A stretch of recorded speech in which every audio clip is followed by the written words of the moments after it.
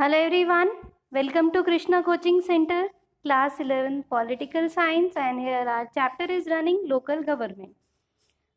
ये हमेशा फील किया गया है कि जो लोकल गवर्नमेंट है जैसे कि पंचायत वगैरह उसको शुरू में कॉन्स्टिट्यूशन में उतना इम्पोर्टेंस नहीं दिया गया। अच्छा, इसका रीज़न क्या था? अगर हम कुछ रीज़न की बात करें तो सबसे पहले जो हमारा पार्टीशन हुआ जिससे इंडिया पाकिस्तान अलग हुआ, उससे हमें बहुत बड़ा धक्का लगा, बहुत बड़ा झटका लगा। और उन्होंने क्या सोचा कि हमें एक स्ट्रॉन्ग यूनिटरी इंक्लाइनेशन की ज़रूरत है, यानी कि एक तरीके से जो सेंट्रलाइजेशन की ज़रूरत थोड़ी सी ज़्यादा है। ये बात चली यहाँ पे। And secondly, there was a powerful voice in constituent assembly led by Dr. B.R. Ambedkar, which felt that the faction of caste-ridden nature of rural society would defeat the novel purpose of local government. अब ये देखिए, सबसे पहले जो जवाहरलाल नेहरू जी थे, उन्होंने क्या देखा कि अगर एक्सट्रीम लोकलिज्म की अगर हम बात करेंगे तो वो देश की यूनिटी और इंटीग्रिटी को खतरे में डालेगा।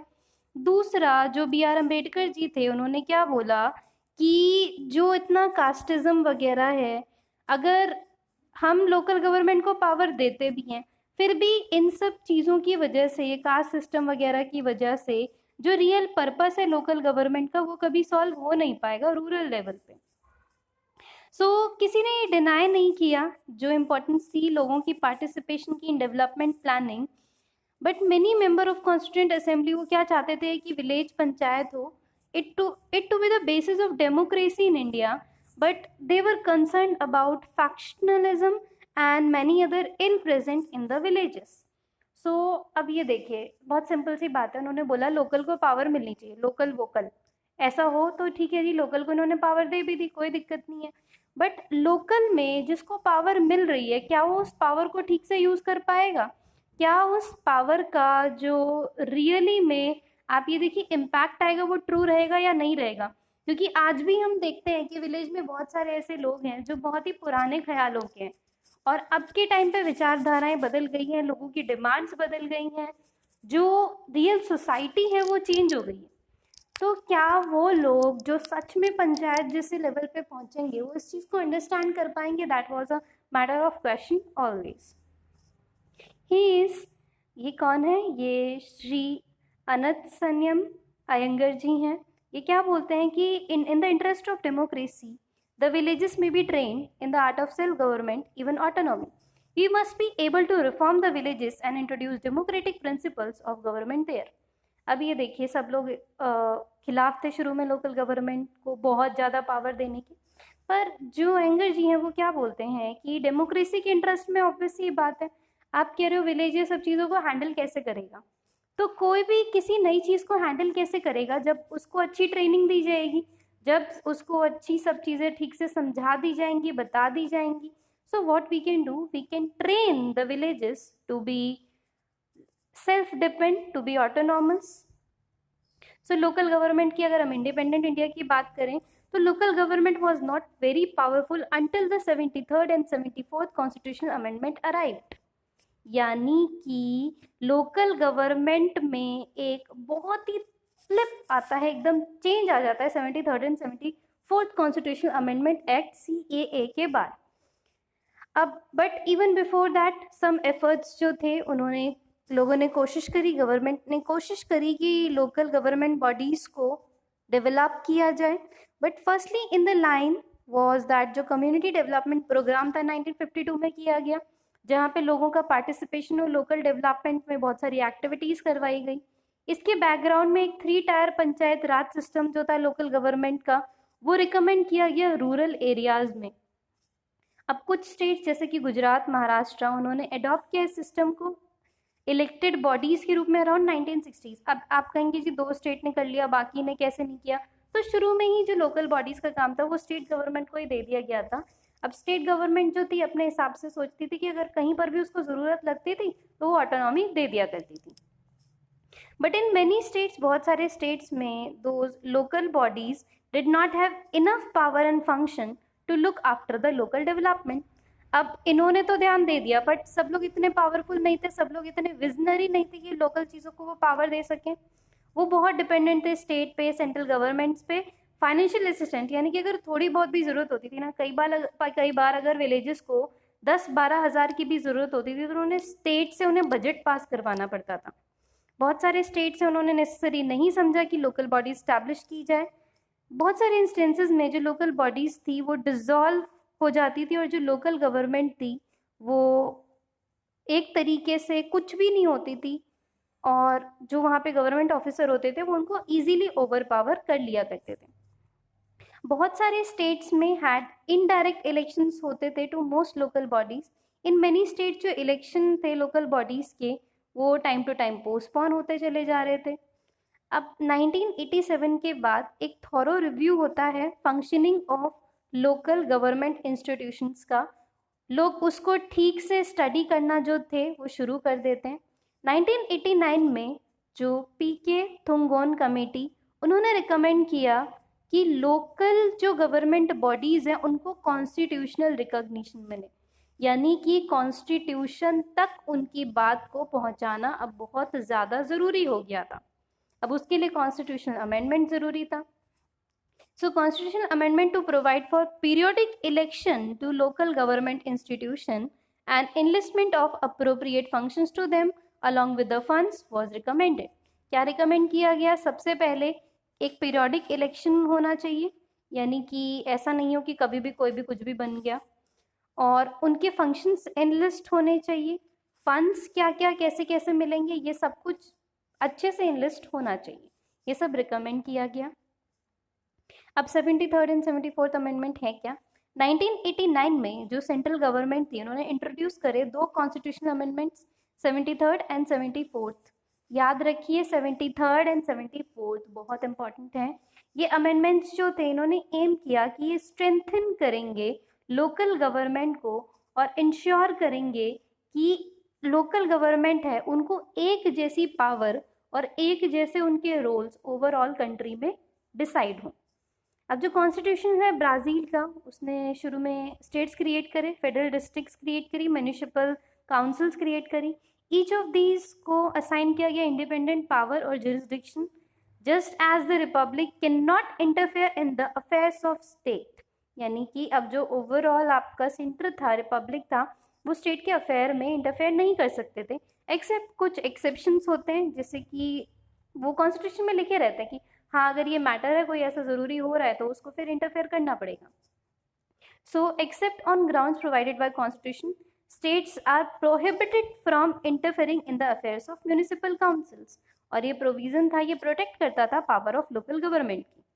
अब 1992 में 73rd 74th कॉन्स्टिट्यूशनल अमेंडमेंट ये पास हो जाता है पार्लियामेंट में। बात तो इसकी बहुत पहले से चल रही थी, 1989 में इसकी बात बहुत ज़्यादा अच्छे से चलनी शुरू हो गई, बट 1992 में फाइनली ये पास हो जाता है।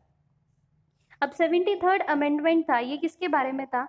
ये था रूरल लोकल गवर्नमेंट के बारे में, जिसको पंचायती राज इंस्टीट्यूशंस भी बोला जाता है, PRIs। और 74th अमेंडमेंट था, ये इन्होंने प्रोविजंस बनाए related to urban local government, जिसको नगर पालिका बोला। 73rd for what? जो पंचायत थे, रूरल गाँव के लोग, उनके लिए। 74th जो अर्बन शहरी लोकल गवर्नमेंट थी, नगर पालिका बोली गई, यानी कि पंचायती राज इंस्टीट्यूशंस 73rd एंड 74th में नगर पालिका।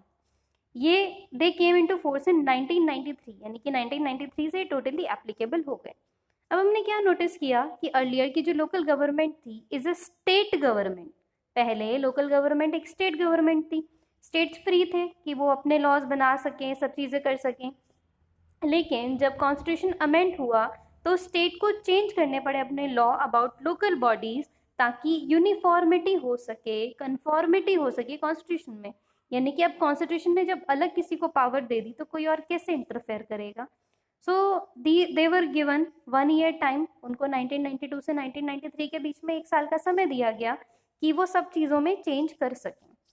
अब 73rd अमेंडमेंट है, इसमें क्या बात करते हैं? देखिए सबसे पहले तो रूरल के लिए है, ये जो हमारे गांव के इलाके हैं उनके लिए। और किसकी बात करी गई है यहाँ पे? पंचायती राज इंस्टीट्यूशंस की बात करी गई है। इसमें 3 टायर स्ट्रक्चर बनाया गया है। So the 3 tyre structure is discussed over here. So 3 tyre structure क्या होता है? 3 टायर स्ट्रक्चर में जो सारे स्टेट्स थे now have a uniform 3 tyre Panchayati Raj structure, 3 tyre Panchayati Raj structure की बात करी गई है। अब एट द बेस इन ग्राम पंचायत, जो ग्राम पंचायत का एक तरीके से मुद्दा रखा गया है, एक बेस रखा गया है।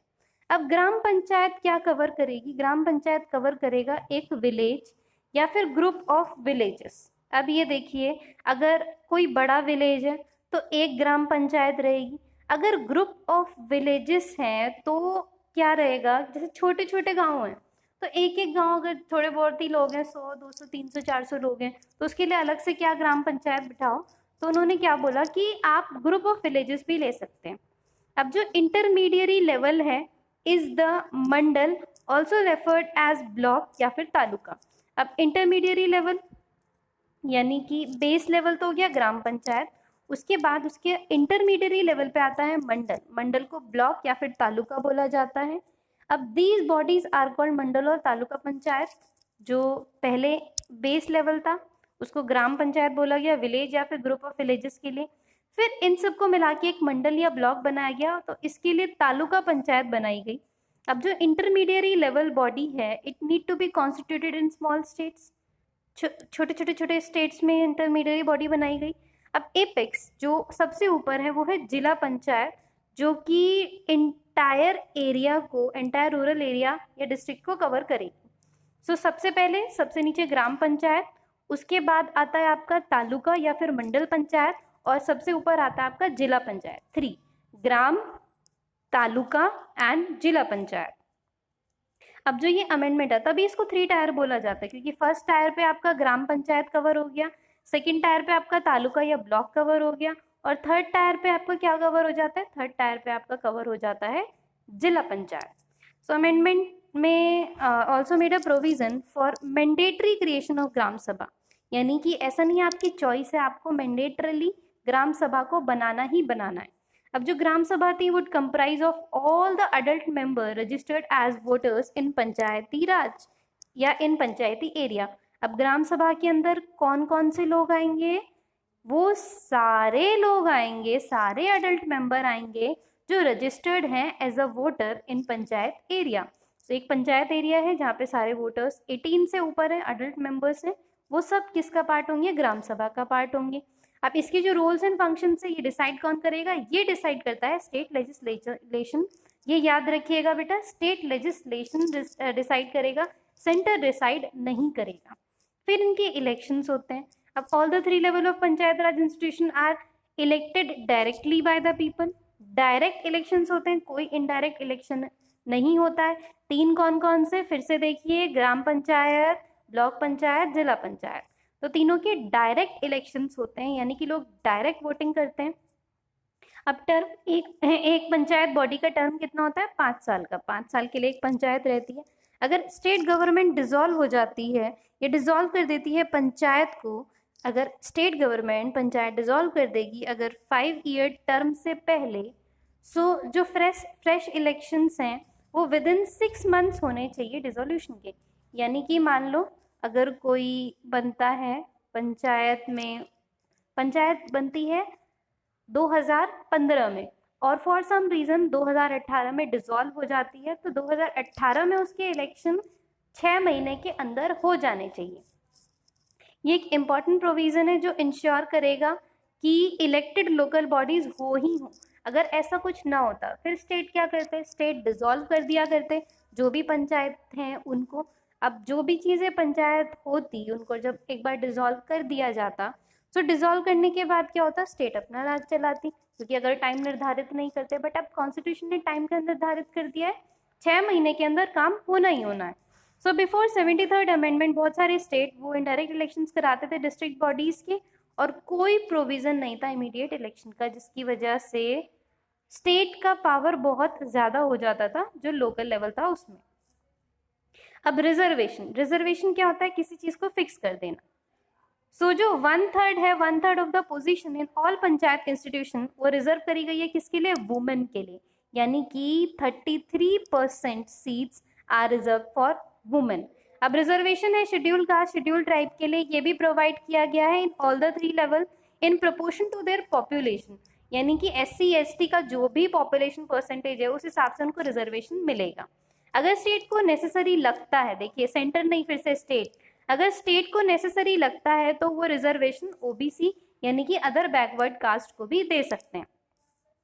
सो it is important to note कि जो ये रिजर्वेशन है ये अप्लाई करते हैं not merely to ordinary members in panchayat but also positions of chairperson as अध्यक्ष एट 3 लेवल। यानी कि ऐसा नहीं है कि जो रिजर्वेशन है आपका वो ऑर्डिनरी मेंबर के लिए है, जो मेन चेयरपर्सन या अध्यक्ष होते हैं उनके लिए भी ये रिजर्वेशन करा गया।